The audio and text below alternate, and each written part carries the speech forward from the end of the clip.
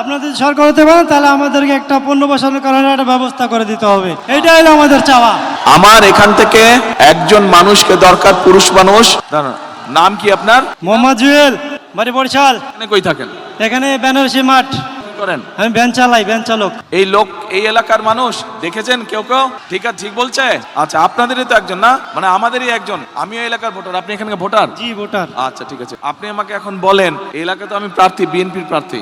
এখন শুধু এসে তো বক্তৃতা দিলে চলবে না। জি না। আমার কাছে কি আসে, কারণ আমি যদি ইনশাল্লাহ নির্বাচিত হই, ইনশাল্লাহ বিএনপি সরকার গঠন করলে আপনি এলাকার উন্নয়ন চান না, এলাকার মানুষ হিসাবে। ইনশাআল্লাহ আমাদের তো এখানে এখন বস্তিতে তাহলে আমাকে সবাই বলেন উন্নয়ন কি চাই। সমস্যা, এই এলাকার কি করতে হবে, কি কি প্রয়োজন? আমরা বস্তিতে থাকি, এখানে অনেক খেটে খাওয়া মানুষ আছে আমাদের মতো। আপনাদের যদি সরকার হতে পারে তাহলে আমাদেরকে একটা পুনর্বাসন করার একটা ব্যবস্থা করে দিতে হবে, এটাই হলো আমাদের চাওয়া।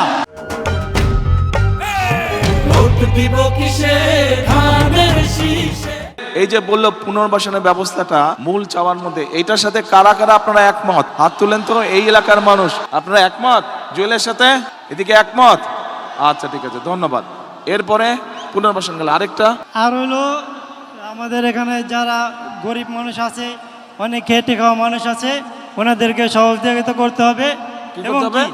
রাস্তাঘাটে অনেক সমস্যা আছে আমাদের ভিতরে, রাস্তাঘাট ভাঙাচোরা আছে, এগুলো ঠিক করতে হবে, ঠিক করতে হবে। উন্নয়ন করতে হবে। কিন্তু মূল সমস্যা কি? পুনর্বাসন।